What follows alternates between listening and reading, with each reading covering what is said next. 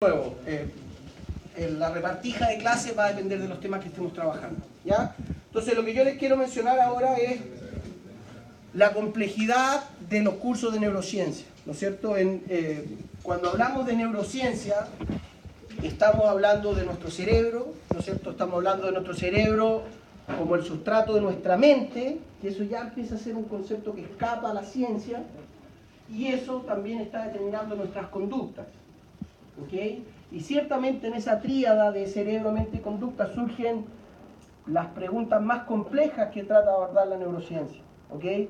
Y de nuevo, muchas de estas preguntas, algunas creemos que las podemos abordar satisfactoriamente, ¿no es cierto? ¿Cómo es que se codifica la experiencia de nuestra actividad neuronal? ¿Cómo se traduce, ¿no es cierto? Nuestro cerebro como un codificador. ¿Cómo formamos la memoria? ¿Okay? Son preguntas sencillas, pero muy complejas de resolver, ¿ok? En particular, ¿no es cierto?, lo que tiene que ver con cómo definimos, cómo medimos la inteligencia, qué son nuestras emociones, cómo se representan en nuestro cuerpo, en el cerebro, son preguntas tremendamente complejas, ¿ya?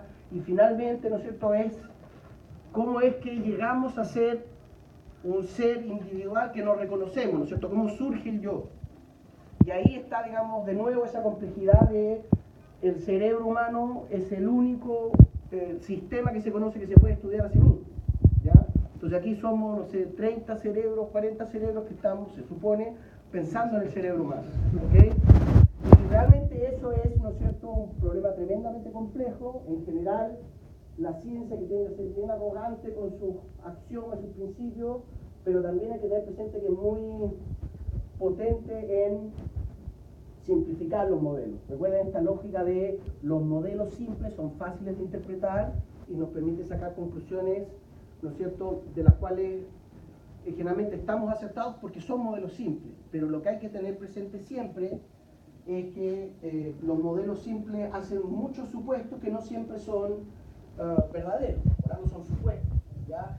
Y en particular, y me imagino que todos tienen relativamente claro que funciones complejas del cerebro no descansan en las neuronas, ¿no es cierto? El cerebro humano, las funciones cognitivas más complejas, la capacidad de razonar, de generar un discurso, de tener un pensamiento lógico matemático, no descansan en una neurona o en un grupo de neuronas, descansa en la interconectividad de estas neuronas, ya lo que se conoce como las propiedades emergentes.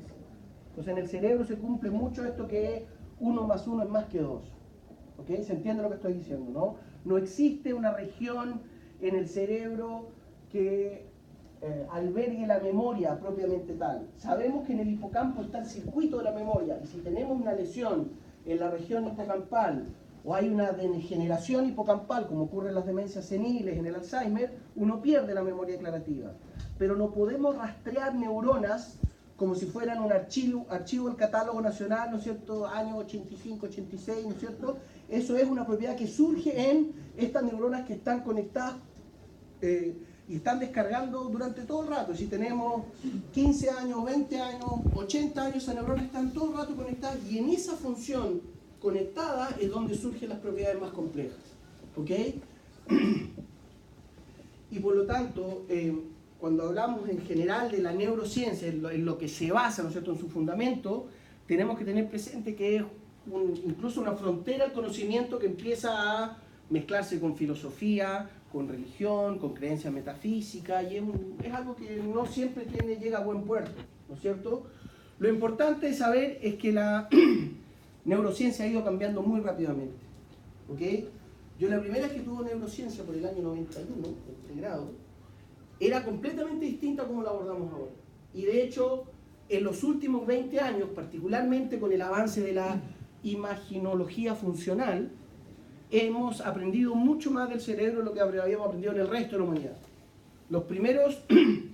Las primeras referencias a estudios del cerebro son en Egipto antiguo, hace más de 2500 años, ¿okay? Que es la primera vez que se menciona la palabra cerebro. Capaz que haya, ¿no es cierto?, estudios previos, pero esa es la primera, ¿no es cierto?, la primera referencia que tenemos. Y siempre ha sido, ¿no es cierto?, la pregunta más recurrente de, ¿no es cierto?, cómo está funcionando nuestro cerebro. Y en particular, un cambio de paradigma importante que ha habido, estoy tratando de acordarme porque hay un gato ahí, Un cambio, un cambio de paradigma importante que ha habido en cómo estudiamos nuestro cerebro es en asumir que la realidad no es objetiva, sino que es subjetiva.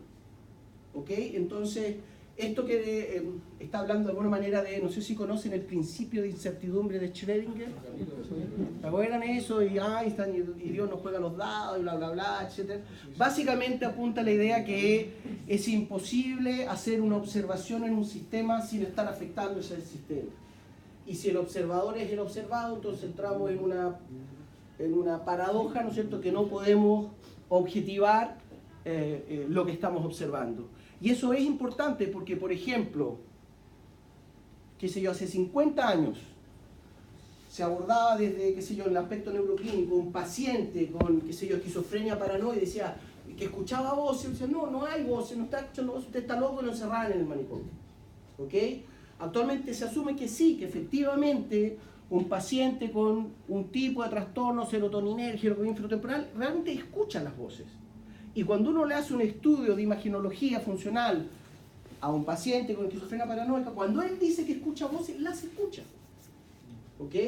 Entonces es muy importante, y eso viene a un punto de vista terapéutico también, de, en el fondo, creerle al paciente. Bueno, no hay nada más angustiante para alguien, ¿no es cierto?, reportar algo, que no, eso no es así. ¿Se fija? Entonces, eso ha sido un cambio importante de cómo abordamos la ciencia, ¿no es cierto? La lógica típica es lo interno es más bien subjetivo, que es lo que yo estoy creando entre lo que veo y lo que recupero de mi memoria, y lo externo es objetivo. Pero actualmente decimos no, porque lo objetivo lo construyo en mi mente. ¿Ok? Algo de eso vamos a hablar cuando hablemos de la neurobiología, del paso de lo sensorial a lo perceptual, etcétera, etcétera. ¿Ya? Pero lo que quiero que quede claro, que no les tiene que sorprender que hayan, ¿no es cierto?, cambios importantes en cómo entendemos que funciona el cerebro. ¿Ok? Eso quería decir que cada uno vive su propia realidad, o sea, cada uno ve una realidad como una cosa. Exacto. De hecho, cuando hablemos de fisiología sensorial vamos a abordar algunos de esos temas, pero por ejemplo, se han hecho estudios en etnias boreales como los esquimales, etcétera, etcétera, y ellos distinguen 25 tipos de blancos. Porque probablemente vivir en el Polo Norte, distinguir los distintos matices va a ser relevante. Y es distinto, ¿no es cierto?, y es relevante distinguir el blanco oso polar del blanco nieve. ¿Te fijas? O las etnias, hay unos estudios bien interesantes hechos en etnias amazónicas, los Yanomami y los Auca, que también tienen 26 tipos de verde en su repertorio cromático. ¿Te fijas? Y eso efectivamente es una realidad distinta a lo que nos ponen a uno citadino en la mitad de la nieve, la mitad del verde bosque y todo más o menos parecido. Estoy simplificando mucho, ¿ya? Pero lo que sí vamos a elaborar y vamos a hablar de eso, ¿no es cierto?, que nuestra percepción del mundo depende mucho de nuestro estado de ánimo, de nuestra fisiología sensorial. Si yo tengo ceguera de colores, daltonismo, evidentemente vamos a estar viendo cosas distintas. ¿Ok? Y eso es importante tenerlo presente. ¿Ya?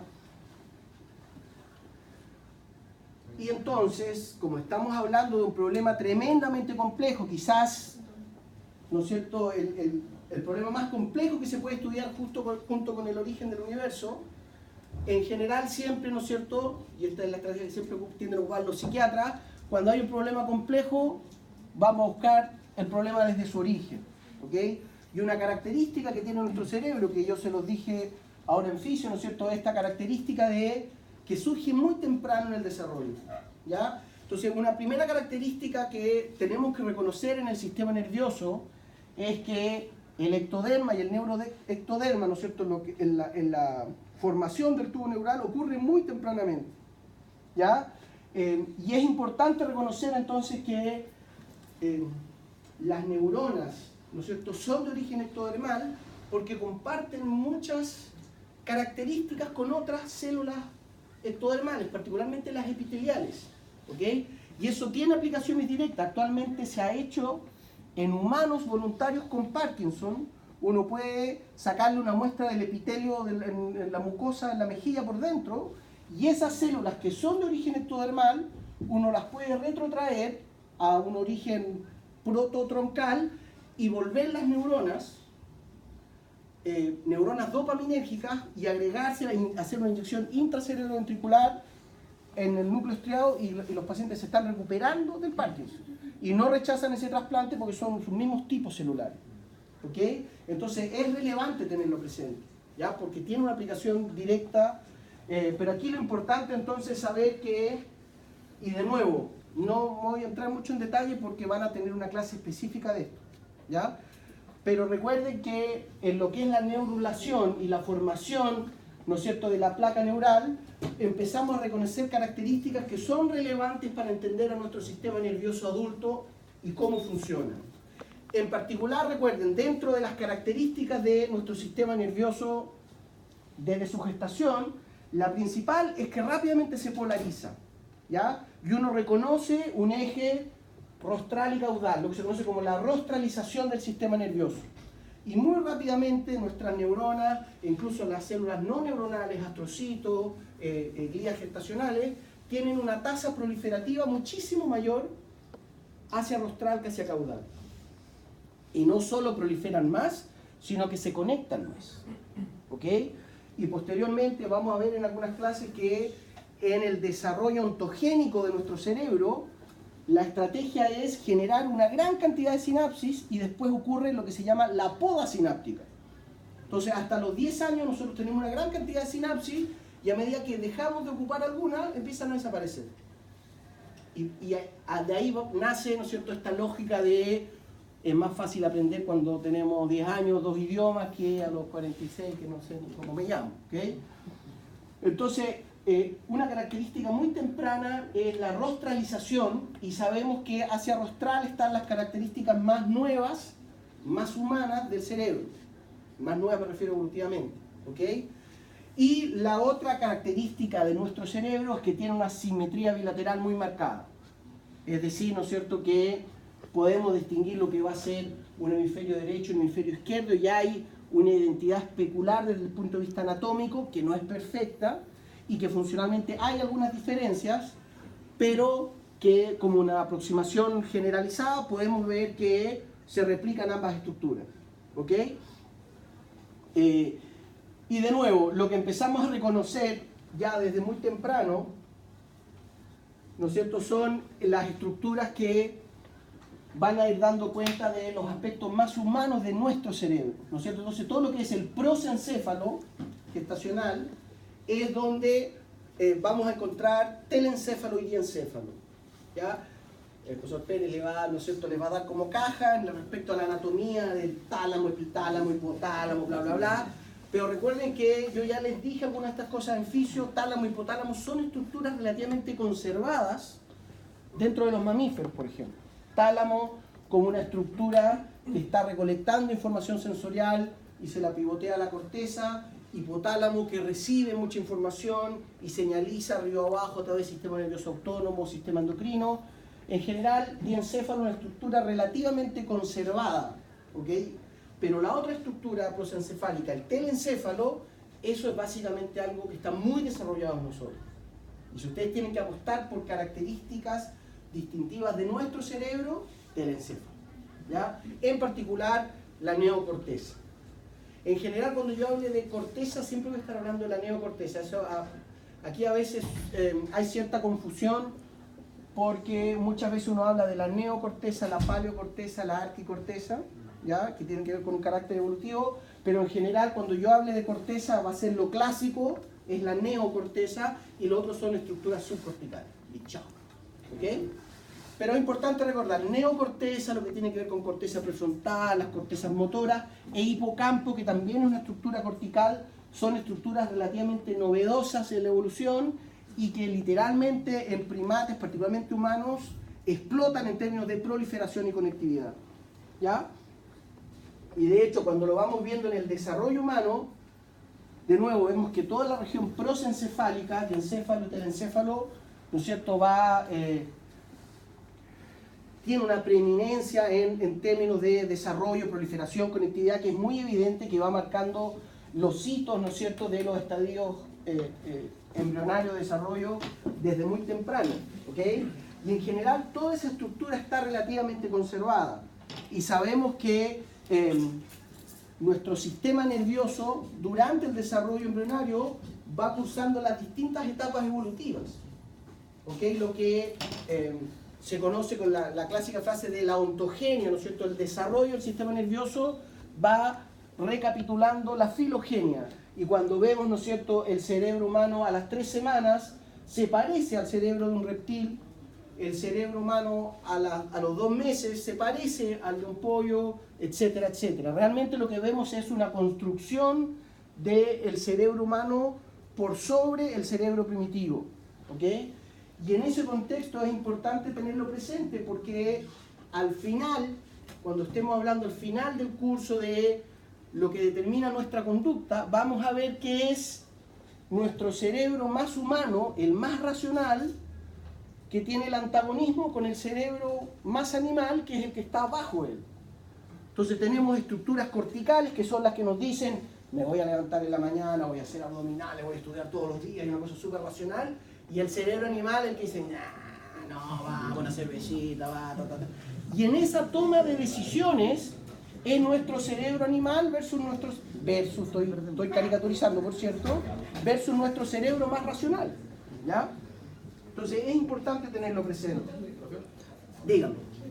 Entonces en el cerebro animal estarían los instintos de supervivencia más básicos, alimentación, reproducción. Claro, claro. En general, cuando hablemos de algunos de esos aspectos, es sistema nervioso autónomo, sistema límbico, esos son lo que se conoce como paleocórtex, la corteza antigua, pero es estructuras que no son distintas al cerebro de un lagarto. ¿Okay? Y lo que uno hace generalmente, vamos a hablar de eso cuando hablemos de las funciones ejecutivas, ¿no es cierto? Pero lo que uno hace es racionalizar las emociones e inhibirlas o seguirlas de acuerdo a la toma de decisiones. ¿Okay? Pero ciertamente, y todos lo sabemos, ¿no es cierto?, que hay un aspecto que es lo racional y otro un aspecto que se escapa a eso, que es más autónomo, que obedece a otros aspectos. Y ahí está cuánto tributa, ¿no es cierto?, la información sensorial que está recibiendo el cerebro en el procesamiento de información, la toma de decisiones, etcétera, etcétera. Mucho de eso se hace muy evidente en el tránsito infanto, adolescencia, adultez. El cambio conductual que uno tiene, que a un chico de 8 años uno no le puede decir que planifique su semestre de aquí a que salga de vacaciones en diciembre, porque no tiene la función ejecutiva madura, no es capaz de hacerlo realmente. ¿Se fijan? Bueno, yo tengo 46, todavía me cuesta hacerlo un poquito, ¿no? Pero se supone que a medida que uno va madurando, y básicamente lo que va madurando en la corteza prefrontal, uno va siendo más capaz de tomar decisiones en virtud de objetivos a largo plazo, etcétera, etcétera. ¿Ya? Entonces, de nuevo, es importante tener como una primera aproximación, ¿no es cierto?, saber que nuestro cerebro está construido sobre el cerebro animal, ¿ok? Y somos un primate, somos un animal que tenemos un instinto muy arraigado, y en general, cuando estamos estresados, lo que tiende a pasar, sabemos que el cortisol, ¿se acuerdan que lo mencionamos en la mañana, el cortisol como hormona del estrés? El cortisol inhibe la corteza prefrontal. Entonces, cuando nuestra corteza prefrontal está inhibida porque estamos estresados, andamos más violentos, andamos con menos flexibilidad mental, etcétera, etcétera. ¿Ya? Entonces, esos son los aspectos que vamos a empezar a mencionar poco a poco.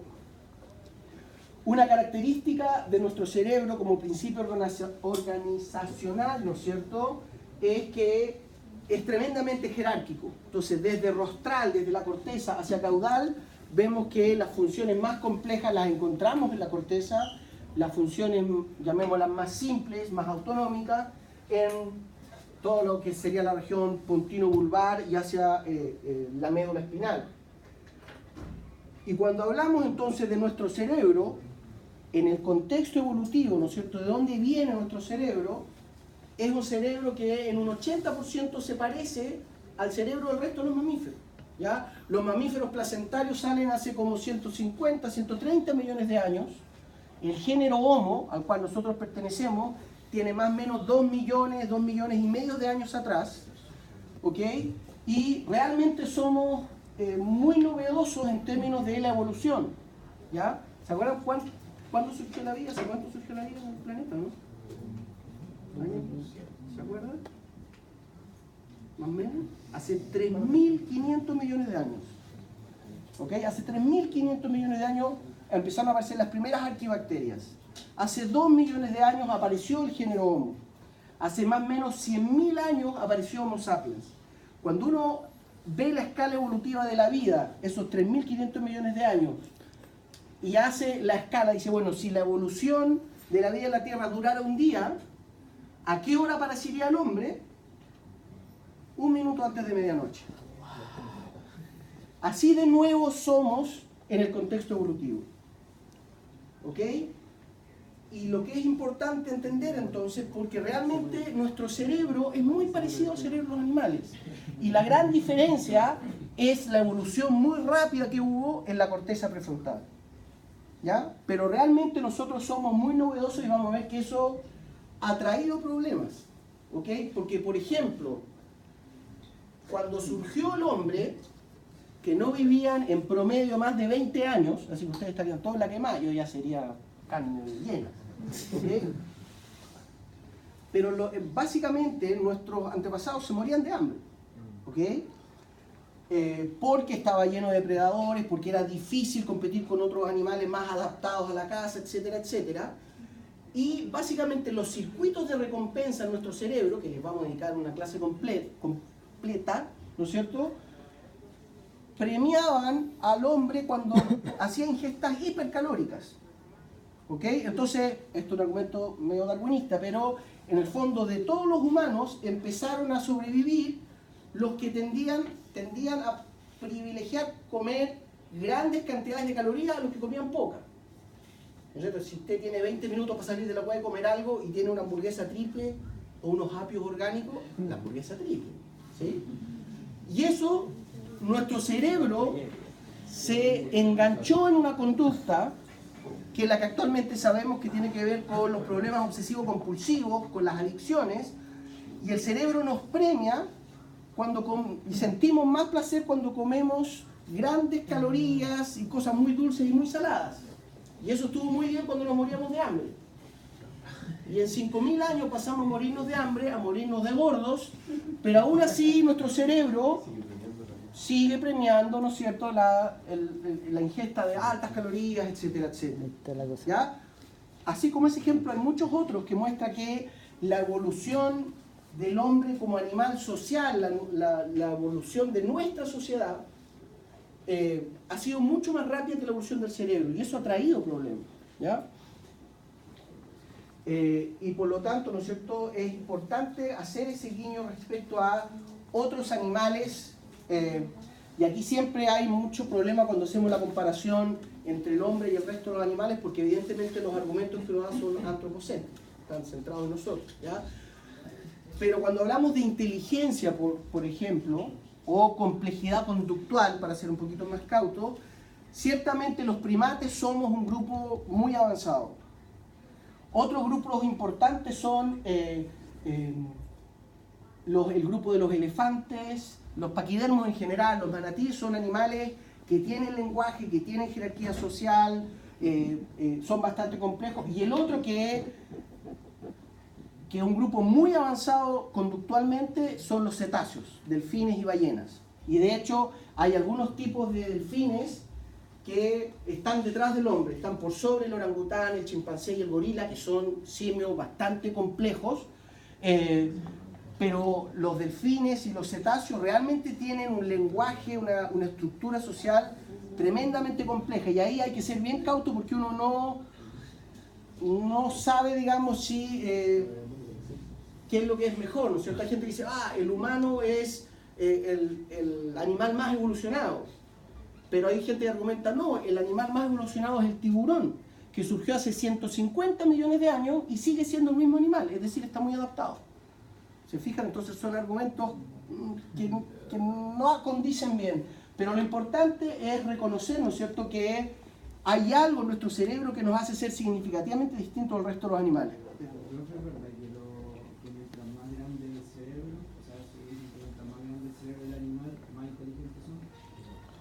Te está diciendo que el tamaño sí importa.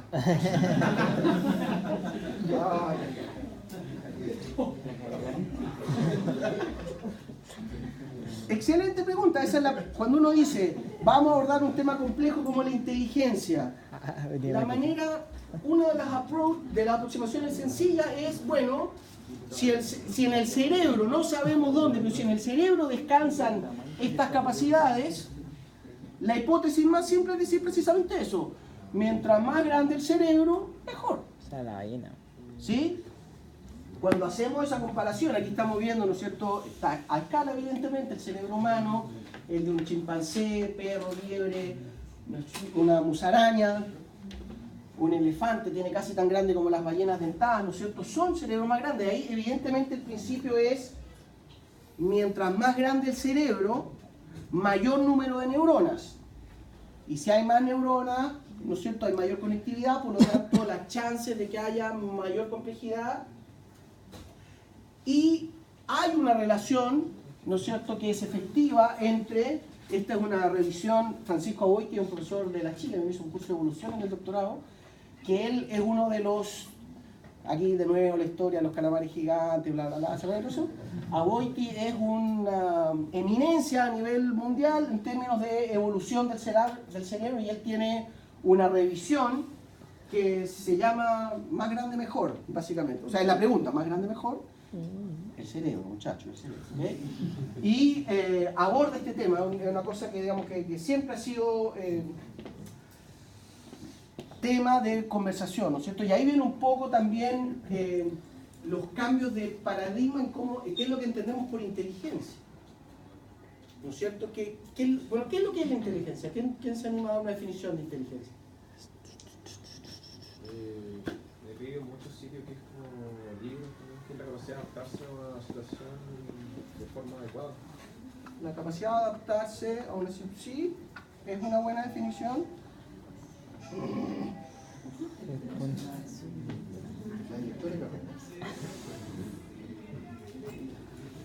Los estudiantes son más importantes. La inteligencia, hay muchas maneras de definirla, ¿ok? Pero en general una definición relativamente laxa es capacidad de resolver problemas. ¿Ya? Cuando decimos que alguien es inteligente, finalmente tiene capacidad de resolver problemas. Y yo diría que hasta hace unos 20 años eso estaba muy sesgado hacia lo clásico que es la inteligencia racional del pensamiento lógico-matemático. Yo no hablaba, no, este bonito es inteligente porque sabe ecuaciones, pero el pobre era un bobito desde el punto de vista social que no tenía, ¿se fijan?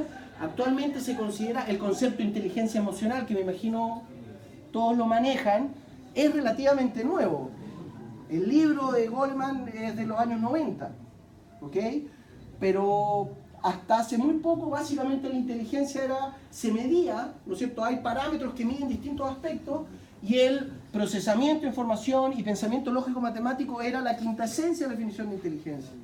Actualmente la definición más laxa es capacidad de resolver problemas. Y eso puede ser incluso desde el punto de vista cinético, corporal. ¿No es cierto? Si se dice que una persona tiene una buena inteligencia corporal, que si yo, un gimnasta o esta gimnasta vieron que hizo un doble salto mortal con triple giro, eso también es resolver un problema, ¿ok? Todo lo que implica la inteligencia que se conoce ahora como intrapersonal, mente plena, ¿han escuchado todo eso? Que básicamente volcar todo lo que es filosofía, budismo, zen al pensamiento dual de Occidente, pero es la capacidad, ¿no es cierto?, de reconocer los problemas, las afecciones de uno, lo que tiene que ver con lo interpersonal, la empatía, eso es lo clásico de la definición original de inteligencia emocional, ¿no es cierto? Pero lo que hay que tener presente es que en general lo que estamos viendo es que somos buenos para resolver problemas, ¿ya? Por supuesto necesitamos sustrato para resolver problemas de lógica matemática, necesitamos saber el lenguaje matemático. Para poder resolver problemas en la dimensión social, tenemos que tener experiencia, relacionarnos con la gente, ¿no es cierto? Hay que tener la experiencia para poder resolverlo, pero como axioma, una característica que tenemos nosotros que nos hace ser muy inteligentes es que somos buenos para resolver problemas, ¿ya? Y de nuevo, un cerebro estresado, un cerebro preocupado, con el cortisol alto, pierde rápidamente esa flexibilidad mental, ¿ya? Entonces, cuando estamos hablando de la inteligencia, volvemos, ¿no es cierto?, a precisamente el modelo a la hipótesis más simple, ¿no es cierto? Bueno, ¿qué pasa con el tamaño del cerebro? Entonces aquí estamos viendo una alometría clásica entre tamaño del cerebro y tamaño del cuerpo, ¿ok?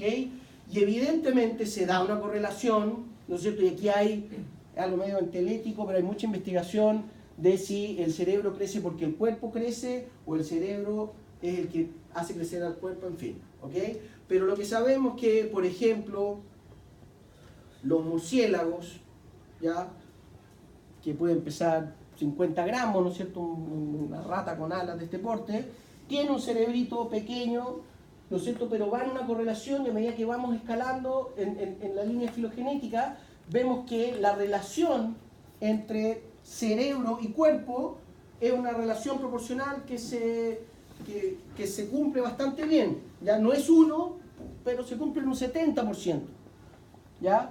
Cuando vemos qué pasa con el hombre, vemos que tenemos un cerebro que es 3 veces mayor a lo esperado de acuerdo a la relación filogenética entre cuerpo y cerebro. Ya tenemos un cerebro más grande respecto a nuestro tamaño. Y eso se cumple para principalmente el hombre y algunos tipos de cetáceos, el delfín, de Fitzroy, el delfín que parece orca del sur, no sé cómo se llama ese, como la astonina. Ese es un delfín también que tiene un cerebro incluso un poquito más grande que el nuestro respecto a su tamaño. ¿Okay? Pero de nuevo, lo que vemos es que hay animales que tienen el cerebro más grande que nosotros, los elefantes, las ballenas. Y si bien son animales tremendamente complejos, no son más complejos que nosotros. Estoy diciendo complejos para no tentarme a decir inteligente. ¿Okay? Francisca. Pero, estaré equivocada, pero se supone que el tamaño del cerebro evolutivamente igual disminuyó en comparación a cómo era antes. Cuando uno lo ve en términos de género homo, sí, hubo una reducción del cerebro. Pero sí, vamos a tomar eso, ¿ya? Aquí lo que quiero decirles es que, para que no se haga con una mala idea, efectivamente sí hay una relación y vemos que los animales con cerebro grande, primates, cetáceos, paquidermos, son animales que efectivamente tienen miles de millones de neuronas y tienen conductas muy complejas, incluyendo lenguaje, jerarquía social, ritos ritos funerarios, incluso tienen los elefantes y algunas ballenas, ¿ok? Pero en el caso de nosotros, asumiendo que somos los más, no los más inteligentes, los más complejos, no se cumple al 100% que mientras más grande mejor. ¿Sí?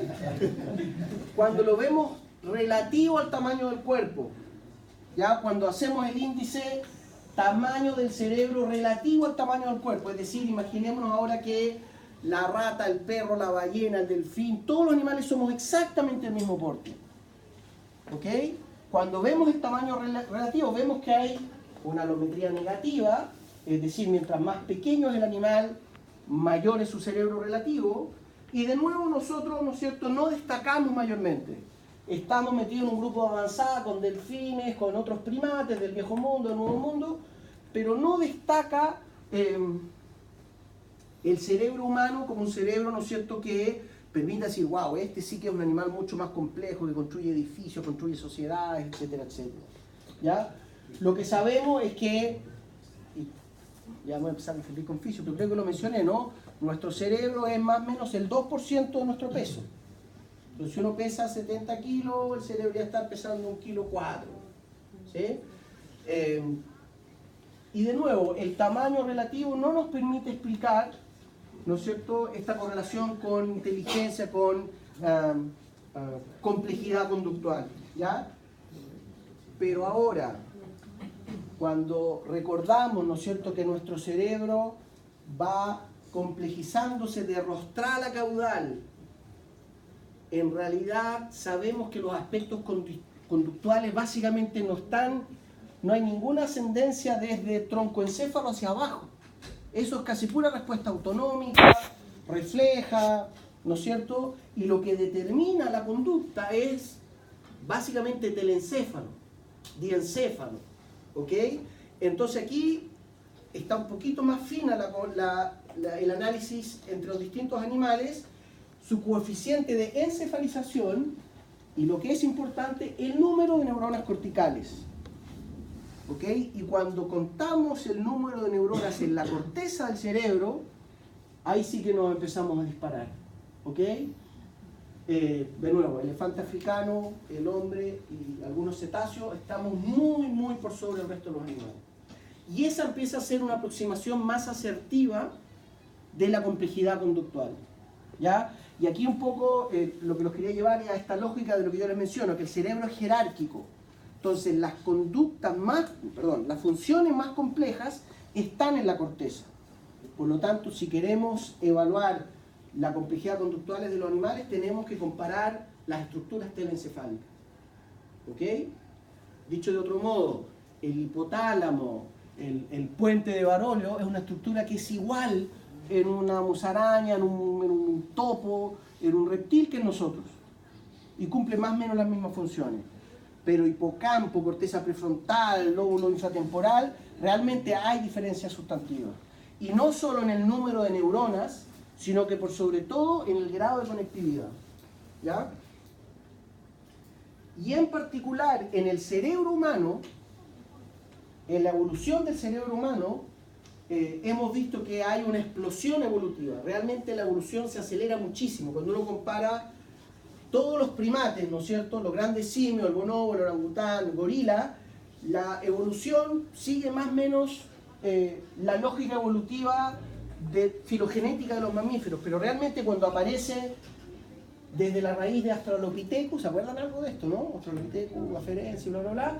Cuando aparece Homo habilis, realmente hay un disparo en términos de el crecimiento del cerebro, y no solo de aumento del cerebro, sino que de la velocidad con que evoluciona. El cerebro humano evoluciona muy rápido. ¿Ya? Entonces, en básicamente 200.000 años, que es muy poco, recuerden, es un minuto en el día evolutivo, el cerebro humano se pega un tremendo salto. ¿Ya? Y aquí hay muchas... hay un libro que se llama De animales a dioses, es súper bueno, de un historiador israelí, que habla un poco de esta lógica antropológica de la evolución del cerebro humano. Pero una de las hipótesis que se maneja, que hay mucho acervo de evidencia que permite explicar el aceleramiento en la evolución del cerebro humano, es cocinar la comida. Cuando el hombre empezó a cocinar la comida, empezó a ahorrarse un montón de energía. La misma lógica del presupuesto energético que hemos hablado en fisiología. ¿Ok? Y la relación entre cuando el hombre domesticó el fuego y empezó a cocinar, básicamente cocinar la comida es hacerlo. ¿Ok? Entonces cuando vemos, por ejemplo, que los chimpancés se pueden comer 25 kilos de hojas y quedan 6 horas tirados de guata, quedan completamente postprandiales, ¿no es cierto?, inutilizados realmente. ¿Ok? En contraposición que nosotros hemos aprendido a ahorrar muchísima energía al cocinar la comida. De nuevo, eso no está demostrado, pero la correlación es muy buena. Y además el hecho de el cuidado parental de las crías, el vivir en grupos sociales, hace que haya tiempo de esparcimiento, de acicalamiento, hay más interacción social y el cerebro empieza a evolucionar. ¿Ok? De nuevo, esas son las explicaciones que damos, pero correlacionan bastante bien. Lo que sí hay que tener claro, ¿no es cierto?, que una característica de nuestro cerebro es que apenas aparece, cuando podemos distinguir la primera especie del género Homo habilis, realmente hay una explosión en términos del crecimiento del cerebro. ¿Ya? Y respecto a eso, lo que tienen que recordar entonces es que la aparición de la neocorteza, lo que generalmente es la corteza humana, es por lejos el desarrollo más importante del cerebro humano. Entonces, cuando uno compara un cerebro de un urotelo como la tortuga versus el cerebro de un mamífero, en general lo que tiene que ver con el diencéfalo es más o menos lo mismo, ¿ok? Pero lo que vemos es que hay estructuras que tienen una alta conectividad río abajo en los reptiles que se superficializan y van formando la corteza prefrontal. Y realmente entonces lo que tienen que recordar es que si tienen que apostar, si hubiese así preguntas de alternativa, desde el punto de vista anatómico, ¿qué es lo más distintivo de nuestro cerebro? La neocorteza, ¿ok? En particular, la corteza prefrontal. Pero la neocorteza, ¿no es cierto? Y aquí está quizás la que le debería haber puesto en la clase de la mañana, que está medio perdido, ¿no es cierto? Recordar lo que es, aquí está el lóbulo frontal, aquí está occipital, parietal temporal. Nuestra corteza está organizada en mapas topográficos y en barriles en profundidad, eso vamos a hablar. Pero lo que primero quiero que recuerden, ¿se acuerdan que esto hablamos en la mañana, que me 25 vueltas, que nadie entendió? Bueno, aquí están los mapas en lo que se conoce como el homúnculo sensorial, el homúnculo motor, ¿no es cierto? Corteza motora primaria. ¿Se fijan? Si yo la toco en la región más dorsal, voy a generar un movimiento en el hombro, etcétera, etcétera. Y sabemos que donde tenemos mayor motricidad, que es en los aspectos manuales, digitales y orofaciales, todo lo que es gestual, es lo que tiene la mayor representación cortical. Y hay una muy buena relación entre tamaño de mapa cortical y desempeño motor de esas regiones. ¿Ok? Lo mismo con el homúnculo sensorial. Tenemos mucha sensibilidad dactilar, facial, y, ¿no es cierto?, eso correlaciona con el tamaño del mapa cortical somatosensorial. ¿Ok? Y lo que realmente llama la atención es que aquí hay una gran plasticidad sináptica. ¿Ok? Entonces, si, por ejemplo, uno pierde un brazo o pierde un par de dedos, esas regiones del mapa de esos dedos es tomada por otras regiones. ¿Ok? El cerebro humano, y esto es un cambio importante que al Pérez no le va a gustar mucho, porque a la anatomista en general no le gusta, el cerebro es mucho más parecido a un fluido que a un tejido estático. ¿Ok? Entonces, si bien es correcto decir, bueno, aquí está, que si el área Brodmann 43 y el lenguaje, porque sí, está ahí, pero es algo que se mueve, ¿ok? Se van relevando las funciones, ¿ya? Algo bastante complejo. Digo. Pero lo mismo sucede como por ejemplo con la gente que es ciega. Exacto. Exactamente ocurre eso. Hay adaptaciones autogenéticas a tu entorno. También se ha visto, hay ejemplos muy claros entre un tipo de roedor y los topos, que viven bajo tierra, que virtualmente son ciegos, y la región de la corteza visual de los topos está tomada por la corteza de las whiskas, de los bigotes mecanosensoriales. Y sabemos que los topos dentro de los roedores son los que tienen la mejor sensibilidad mecanosensorial. ¿Se fijan? Cuando hay, por ejemplo, un infarto, un accidente cerebrovascular en la corteza motora, se sabe que la corteza motora contralateral proyecta hacia esa región. E incluso una persona que no hace ningún tipo de rehabilitación tiene cierto grado de recuperación conductual en el movimiento de una mano, por ejemplo. Y hay plasticidad, hay sinaptogénesis, pero también incluso hay proyecciones desde otras regiones. ¿Ok? Entonces es algo que es bastante complejo de analizar.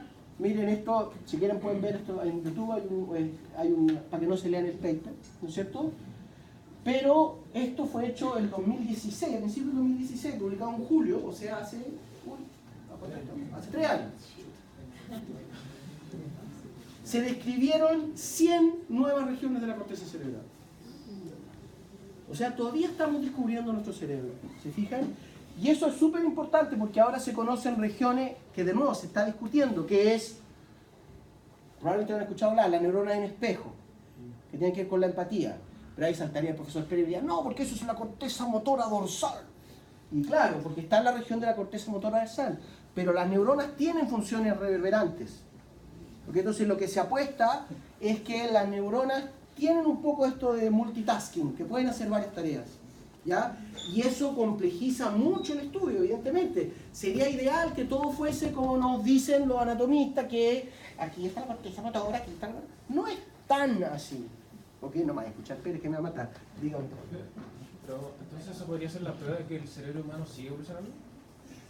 ¿O no podemos citar? Más bien se sigue adaptando.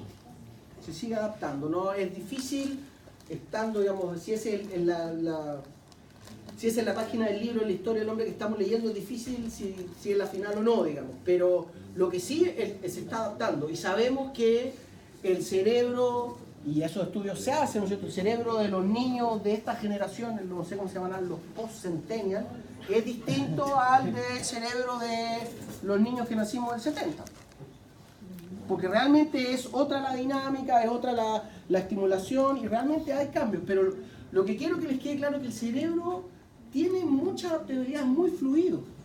La historia de la neurociencia, que parte con Camilo Golgi, Santiago Ramón y Cajal, uno es un histólogo y el otro un anatomista. Entonces ellos fijaban la muestra, entonces todo es, aquí está esto, aquí está esto, aquí está esto.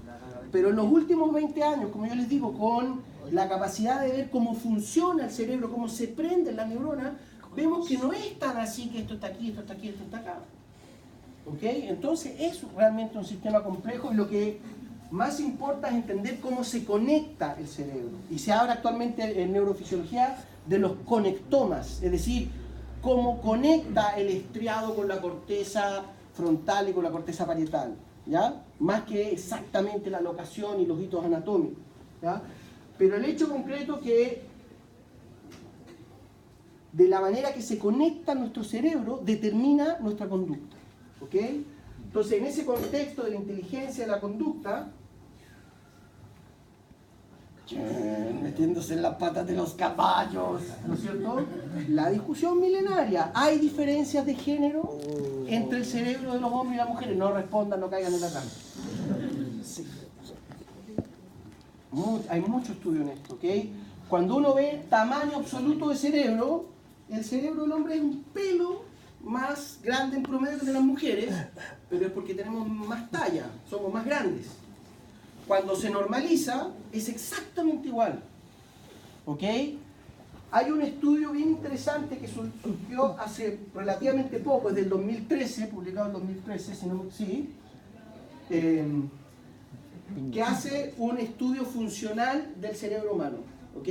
Y es bastante interesante porque es un estudio a nivel poblacional, ocupa literalmente miles de personas de distintos estratos sociales, ¿okay? Desde los más vulnerables hasta ABC1, y pueden distinguir, y ahí es una trampa que hacen los autores de la discusión del paper, ¿no es cierto? Y ellos hablan que efectivamente el cerebro masculino y el femenino se conectan de manera distinta. Y el cerebro masculino es más frontalizado y más orientado a ejecutar, ejecutar, ejecutar, y hay una conexión intrahemisferio. En cambio el cerebro femenino es más interhemisferio, conversa más. Conversa. ¿Ok? Una diferencia significativa. Pero lo interesante, para que no me empiecen a tirar tomate en las chicas, es que esta definición, ¿ya? Entonces esto, por esto lo digo, la autora, la Rajini Verma, es una super neurobióloga, ¿verdad? Entonces ella cuando, de hecho, hizo la primera conferencia, decía, bueno, el cerebro masculino frontalizado, el femenino es más de asociación, etcétera, etcétera. Eso es cuando uno hace la medición grosera. Cuando uno empieza a ver por estratos socioeconómicos, no hay ninguna diferencia. Entonces lo que ella encuentra, lo que ella dice que encuentra a nivel poblacional, es un sesgo social porque somos una sociedad machista. Pero si lo que hacemos es agarrar exclusivamente al grupo ABC1, que eran gerentes de grandes empresas, profesores universitarios, etcétera, etcétera, gente, ¿no es cierto?, que toma decisiones, etcétera, etcétera, era el cerebro que se llama masculino. ¿Ok? Entonces, y en contraposición, la gente de los estratos más vulnerables, etcétera, etcétera, tienen un cerebro que es menos ejecutor, que está menos volcado hacia las funciones ejecutivas, con una conducta más pasiva, etcétera. Y eso es independiente que uno sea mujer u hombre, es tu estrato socioeconómico el que lo define más. ¿Ok? Entonces esto nos muestra algo que es importante, es decir, que nuestro estilo de vida define cómo se conecta nuestro cerebro. ¿Entiendes lo que digo, no? Entonces, al principio fue algo que cuando ella lo empezó a decir, había un murmullo así en el auditorio, el cerebro masculino es distinto al femenino. Claro, pero eso cuando uno hace el análisis, porque si uno compara globalmente, sabemos que en promedio, sobre todo en los países tercermundistas, es aún más marcado, la mujer tiende a quedarse en la casa, el hombre sale a trabajar, etcétera, etcétera. Pero cuando uno compara con los mismos niveles, no hay absolutamente ninguna diferencia. ¿Ya? Para que sepan, para que no se enojen. ¿Ok? Les puedo pasar ese paper si quieren. ¿Ya? Corteza prefrontal. Dentro de la neocorteza, la corteza prefrontal. Mira, aquí está marcada el mono ardilla, gatos, perros, que sea chimpancé. En el hombre la corteza prefrontal es muy prominente. Abarca un mapa cortical mayor, virtualmente todo el lóbulo frontal. Hay una mayor proliferación, hay mayor densidad de neuronas, hay mayor densidad de conexión intracortical y con otras regiones subcorticales. ¿Ok? Y en particular, la neocorteza, en particular la corteza prefrontal, aquí está la estructura en barril que yo les digo. Entonces, por un lado vemos que la corteza se ordena en la superficie en los distintos mapas, visual primario, secundario, polimodal, motor, premotor, prefrontal, del lenguaje, pero cada una de esas áreas, independiente que sea la visual, la motora, hacia abajo, tiene una estructura hexalaminar de 6 láminas. ¿Ok? Y en todas se repite siempre la misma lógica. Sabemos, por ejemplo, que la capa 5, no sé si esto lo habrán visto en Morfo, ¿no? La capa 5 de la corteza, de la neocorteza, son neuronas piramidales. Estas son neuronas muy grandotas que proyectan a los aspectos subcorticales del sistema. A tectum, a estriado dorsal, a tálamo, a la médula espinal. Cuando decimos que yo puedo mover la mano voluntariamente, la vía córtico-espinal nace de la capa 5 de la corteza motora 1. ¿Ok? Y sabemos en particular que la corteza motora 1, la corteza motora primaria me refiero, tiene una capa 5 muy prominente. ¿Ah? En cambio, en la capa 4, por ejemplo, aquí virtualmente no hay neuronas, solo hay entradas sinápticas. Y vienen entradas sinápticas de tálamo. ¿Ah? Entonces sabemos que las cortezas sensoriales primarias, visual primaria, auditiva primaria, somatosensorial primaria, tienen una capa 4 muy prominente. Porque sabemos que la información sensorial llega a tálamo y de tálamo proyecta. ¿Se fijan? Las capas 2 y 3, la capa 2 es la que conecta con corteza ipsilateral del mismo lado. La capa 3 con la corteza contralateral. La misma corteza del otro lado.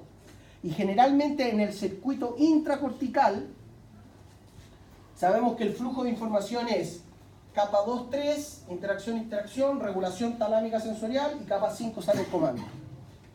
¿Ok? Entonces, por ejemplo, para seguir con el ejemplo de la corteza motora, cuando uno toma una decisión de mover una mano, ¿no es cierto? Yo tomo la decisión, eso es corteza prefrontal. Si estuviésemos viendo la corteza motora, veríamos que le llega, ¿no es cierto? Hay un aumento en la actividad en la capa 2-3 por donde entra la información desde y veríamos que la capa 5 es la que se prende y que a través de la vía córtico-espinal conecta con la mano y yo muevo la mano. Cuando yo, por ejemplo, estoy procesando información visual, ustedes debieran esperar que haya una gran actividad en la capa 4. ¿Ok? En los cursos antiguos, no sé, capaz que aquí lo hagan así también, se hacía, por ejemplo, la prueba histológica en corteza era que ponían distintas muestras y ustedes tenían que adivinar si era corteza motora, sensorial, en virtud de si la capa 5 era grande o la capa 4, etcétera, etcétera. ¿Ya? Y vamos a ver casi al final del curso, cuando hablemos, por ejemplo, de las conductas motivadas. En general, una característica del cerebro humano, que se estudia mucho en aprendizaje, bla, bla, bla, etcétera, es que en general somos buenos para lo que nos gusta. Entonces, qué sé yo, si estuviéramos en un curso de derecho romano, no sé, a mí encuentro que las leyes muy fome, pero en general yo probablemente me iría pésimo porque me da lata, no encuentro fome, no me hace sentido, etc. En cambio, neurociencia, como les gusta tanto, se motivan, y cuando uno se motiva, se desempeña mejor. Entonces, qué sé yo, mi hijo que tenía que bailar cueca, y estaba diciendo, ay papi, tengo que bailar cueca, que lata, y bailar así como pelotudo. Claro, pero después, al otro año que le había salido bien, ay, se hacía las cachañas. Cuando uno está motivado por algo, la conducta mejora, el desempeño mejora, el desempeño cognitivo, el desempeño motor, todo el desempeño funciona mejor. Y lo que sabemos, ¿no es cierto?, que hay, y vamos a dedicarle cuando tengamos la clase de neurobiología del sueño y de la conducta motivada, hay entradas dopaminérgicas y serotoninérgicas directas que llegan a la capa 2-3 y estimulan nuestra corteza prefrontal y tomamos mejores decisiones, más asertivas, tenemos mejor desempeño motor, etcétera, etcétera. Javier, maldición. pero no logran comprender qué es lo que diferencia a cada Ah, ok, ya. Lo que observamos, ¿no es cierto? Si hacemos, imagínate que sacamos un cubito de la corteza prefrontal o de cualquier corteza, neocorteza, lo que tú verías que es que se ven capas, ¿no es cierto? En la cual en algunas hay neuronas, ¿no es cierto? Aquí estaría lleno de neuronas, que sabemos, por ejemplo, que esta que es la capa 1, la más superficial, se ve como raicillas de un árbol. Son puros territorios dendríticos aquí. ¿Ya?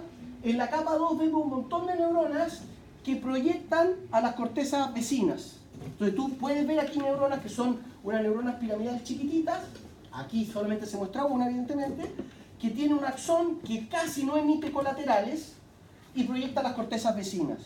Entonces, por ejemplo, estas son muy importantes, la capa 2 es muy importante en las funciones motoras porque sabemos que la corteza motora primaria conversa con la premotora, la suplementaria, ¿ya? La capa 3 es una capa que es bastante grande, que es la que proyecta, en general nuestro cerebro tiene conversación cruzada interhemisférica. Y aquí está lleno de neuronas piramidales que proyectan cuerpo calloso hacia la otra corteza. ¿Ah? La capa 4 es básicamente terminales nerviosas de origen talámico. ¿Te fijas? Entonces tú lo vas viendo, en el corte histológico, si tú tiñes, por ejemplo, solo los cuerpos celulares, probablemente verías capa 2, capa 3, capa 5. ¿Te fijas? En la capa 4 casi no se ve nada, pero si tú tiñes los terminales sinápticos, verías los terminales talámicos. ¿Sí? Ya. ¿Se entiende más o menos lo que estoy mencionando, no? Entonces, recuerden, corteza prefrontal es lo más nuevo evolutivamente.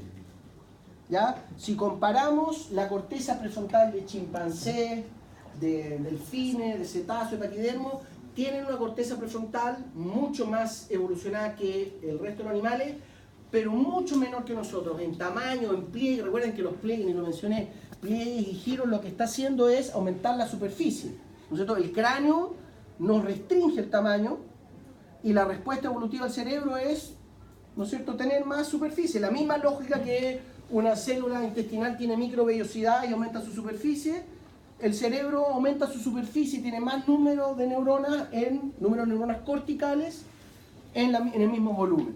¿Sí?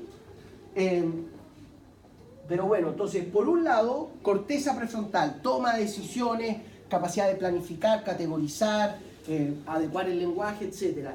Y otra región que es distinta en nuestro cerebro respecto al cerebro de otros animales son las cortezas de asociación. Todo lo que está ocurriendo en la región parietal e inferotemporal. Y nosotros, porque aquí en estas regiones, ¿se acuerdan que yo les hablaba del limpiaparabrisas parietofrontal, frontoparietal? En la región de las cortezas de asociación es donde nosotros nos hace sentido el mundo. Y nosotros somos muy buenos en interpretar el mundo. Entonces nosotros somos muy buenos perceptualmente, nadie nos gana en eso, pero sensorialmente no tanto. Los lobos, los monos, los osos pueden olfatear una presa a 70 kilómetros. Tienen un sistema olfativo mucho mejor que el nuestro.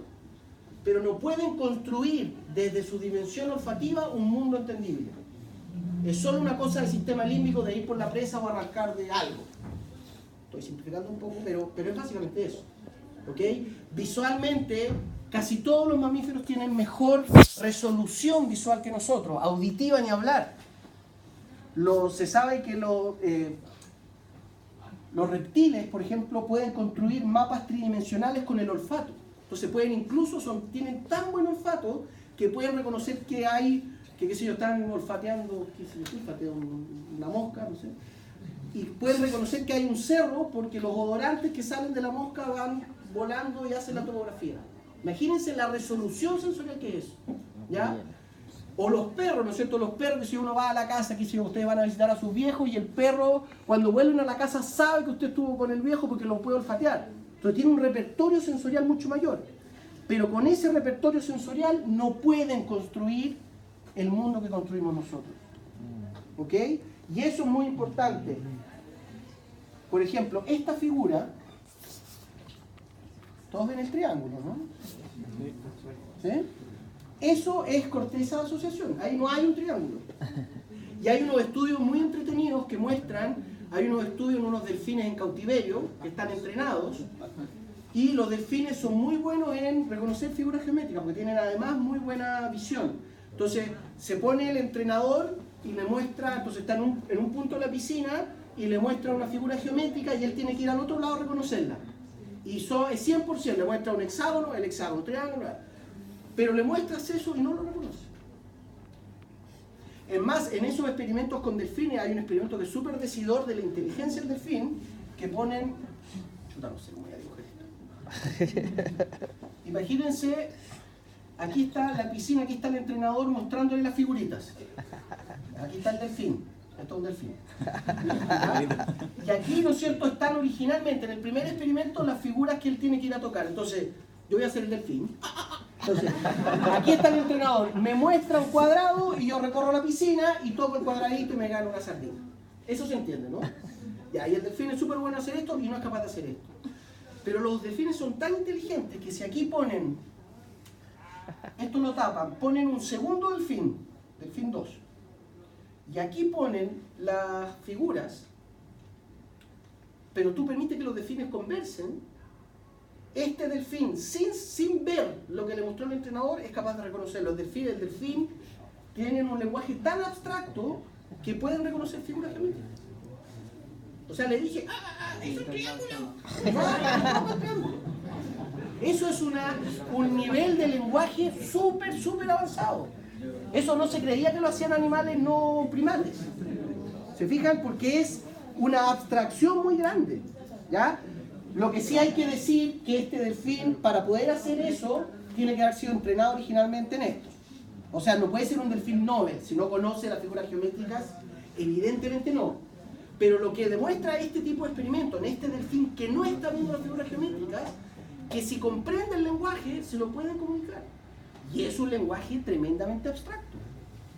También se ha visto cuando los delfines, por ejemplo, son cazados por orcas, que a veces los delfines viejos se alejan de las manadas para atraer a las orcas y los otros se llevan a las crías.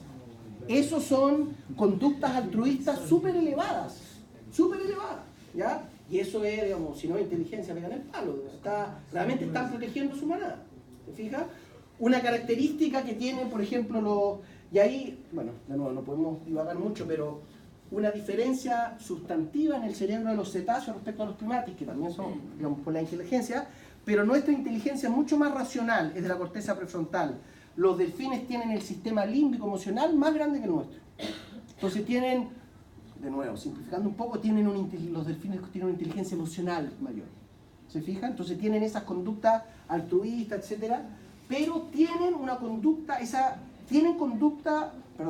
lenguaje abstracto complejo. Esa capacidad de reconocer figuras y decírsela a otro delfín es tremendamente compleja.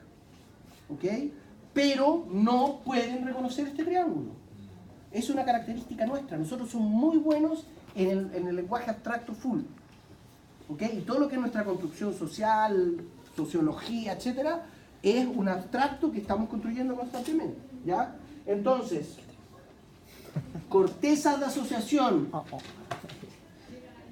y corteza prefrontal es claramente una característica distintiva de nuestro cerebro. ¿Ya? No hay ningún otro animal, por muy inteligente que sean los delfines, los monos, y en general los simios, ni se acercan a la complejidad conductual que tenemos nosotros. Y la única correlación que hay en ese gran salto de la complejidad de nuestra sociedad es la corteza de asociación, pero sobre todo la corteza prefrontal. Y vamos a hablar de cuando hay lesiones en la corteza prefrontal. Hay un caso famoso que es el caso de Phineas Gage, pero si uno se lesiona la corteza prefrontal, te cambia completamente la personalidad.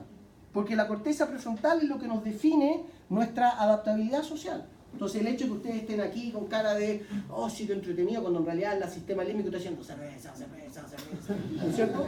Pero ustedes se inhiben conductualmente. Esa es la función ejecutiva. Uno inhibe la conducta en pos de un objetivo.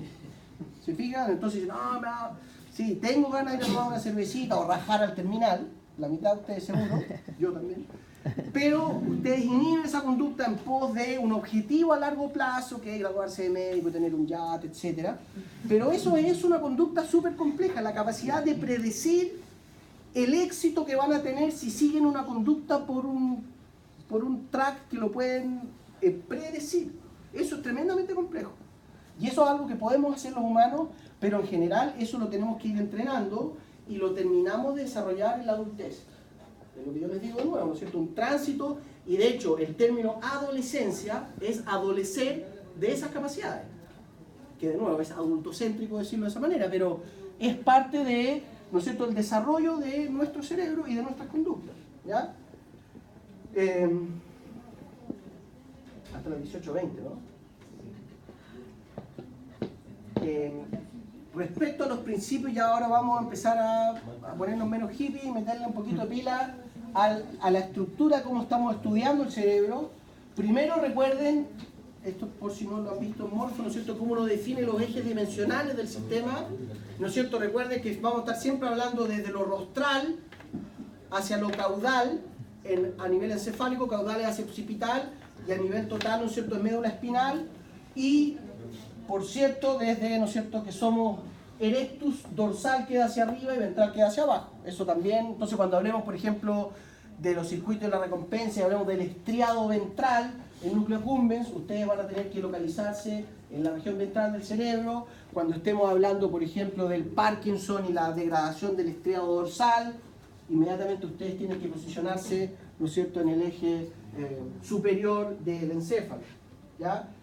Desde el punto de vista de la fisiología, de la neurofisiología, lo mínimo que tienen que recordar son básicamente estas estructuras, ¿no es cierto?, que desde la médula espinal hacia rostral, ¿no es cierto?, va a estar el bulbo raquídeo, medulla en inglés, no es médula, es bulbo, o médula oblonga, como se dice en latín, ¿sí?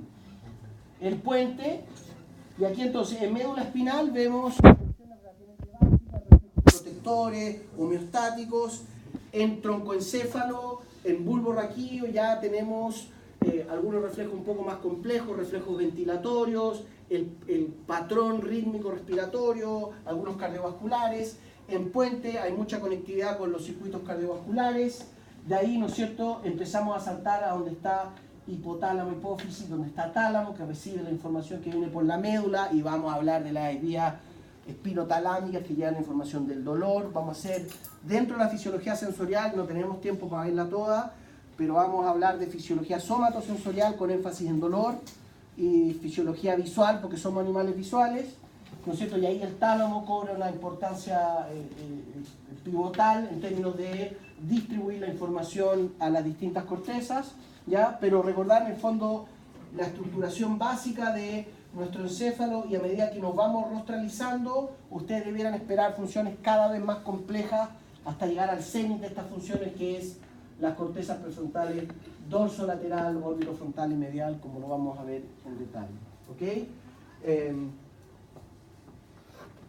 De esto mismo les hablé en la mañana, pero recuerden que si tenemos tiempo, o capaz que vamos a decir antes que lo vean, podemos hablar un poco del accidente cerebrovascular, ¿no es cierto?, y la habilidad que tiene nuestro encéfalo en sufrir daño por quedarse por poco tiempo corto de glucosa o de oxígeno, ¿no es cierto?, y cómo hay estrategias endógenas de lidiar con un daño hipóxico, isquémico, y cómo podemos, ¿no es cierto?, abordarlo desde un punto de vista farmacológico, pero no sé si realmente vamos a poder hacerlo, vamos a hacer una sesión extra, bla bla bla, eso lo van a ver con... Esto les quería mencionar un poco para que lo tengan presente, ¿no es cierto?, porque vamos a enfatizar mucho las vías. Probablemente el profesor Pérez le va, ¿no es cierto?, a dar mucho énfasis en lo de las vías, porque es importante conocer cómo conectan. Entonces aquí en esta lógica estamos hablando de, ¿no es cierto?, esa jerarquía sensorial que para los distintos gustos, excepto del olfato, que es evolutivamente la modalidad sensorial más antigua, la más primitiva, y esa conecta con la corteza entorrinal directamente, pero todo el resto de los sentidos va a tálamo y de ahí proyecta la corteza, ¿ok? Entonces cuando hablamos de jerarquía, por ejemplo, en la vía que se conoce como la vía retino-tálamo-fugal, cortical, ¿no es cierto?, vemos que parece que esto lo mencioné en la mañana, ¿no es cierto?, esta lógica que en la fisiología sensorial, en todas las modalidades sensoriales, fragmentamos el ambiente. Eso lo mencioné, ¿o no? ¿O lo pensé? Sí, ¿no es cierto? Entonces recuerde que Por ejemplo, tenemos conos que están especializados en algo azul, algo amarilla, hacemos, ¿no es cierto?, toda la cromatización, las otras células que ven más bien borde, fondo, etcétera, y esa información va cayendo ordenadita a las distintas capas del geniculado lateral, y vamos a reconocer que desde la corteza visual primaria hay una vía que se conoce como la vía visual dorsal, la vía visual ventral, que conecta con las cortezas auditivas, y la corteza inferotemporal es muy importante en los aspectos perceptuales, ¿ok? La corteza inferotemporal está muy estudiada precisamente porque en esquizofrenia y en algunos otros estadios psicóticos donde hay alucinaciones auditivas y visuales, uno ve que hay una gran actividad en la corteza inferotemporal. ¿Se fija? Entonces, cuando hay, por ejemplo, en algunos cuadros psicóticos hay un aumento de la actividad serotoninérgica hacia la corteza, sabemos que la serotonina aumenta la eficacia sináptica de las sinapsis en la corteza de asociación. Y eso hace que uno empiece a tener, ¿no es cierto?, alucinaciones, es decir, tiene una imaginería perceptual sin tener la información sensorial. ¿Ya? Y por ejemplo, muchas drogas alucinógenas como el LSD, el ácido lisérgico, la mescalina, el ayahuasca, bla, bla, bla, activan los receptores serotoninérgicos HT2A de la corteza inferotemporal. ¿Ok? Pero aquí lo importante es reconocer entonces que hay primero una jerarquía desde caudal a rostral y después en la corteza, desde las primarias a la secundaria, en la elaboración, que recuerden eso es muy muy humano, el percepto, en cómo vamos entendiendo el mundo finalmente. ¿Ya? Y lo mismo hacia la vía descendente, ¿no es cierto? Reconocemos que hay... Qué raro, no se ve. Aquí se supone que está el cerebro, ¿no? En las cortezas motoras primarias, ¿no es cierto?, reconocemos la vía córtico-espinal, ¿no es cierto? Y en general ustedes van a, digamos, tengan presente siempre que si hablamos de actividad voluntaria, es actividad que se origina en la corteza. No hay actividad voluntaria que no aparezca en la corteza, ¿ok? Pero sabemos que en el control, por ejemplo, del movimiento de las manos, la vía córtico-espinal converge con algunas otras vías como la rubro espinal, la retículo espinal, y que también proyectan esa zona. Y a veces, ¿qué es lo que ocurre? Que, por ejemplo, capa 5 de la corteza motora 1, que nos da mucha motricidad fina, si hay un infarto en esta zona, perdemos la motricidad fina, pero la vía rubro espinal puede reconectar, porque proyecta por esa misma región. Y la persona recupera motricidad, no recupera la motricidad fina, y en vez de agarrar un lápiz así, lo agarras de manera súper rústica, como un simio. Pero recupera función, ¿ok? Porque sabemos que algunas de estas vías están proyectando río abajo, ¿ok? Entonces, es importante que empecemos a reconocer, que ustedes empiecen a reconocer la relevancia de las vías que van río arriba y las que descienden en ese control, ¿ok? Y finalmente, lo que voy a hacer es que les voy a dejar les voy a mandar hay un libro que está online, que está bueno porque además tiene animaciones, entonces muestra las vías, cómo entra la información. Recuérdenme después, porque seguro que les digo, no, si se los mando y no se los mando nunca. Pero es un libro que permite visualizar aquí un aspecto que va a ser importante para que les haga sentido, más allá que les vaya bien, que les haga sentido cómo creemos que funciona el cerebro, es que hay que visualizarlo topográficamente, entender cómo se va comunicando río arriba, ¿ok? Y en ese aspecto es importante también que puedan ver ese libro porque tiene buenas animaciones. De esto les iba a hablar algo que ya hablé. No, aquí estamos. Terminamos la clase un poquito antes incluso. ¿Ah? Entonces chicos, por favor, tengan paciencia respecto a la planificación. El próximo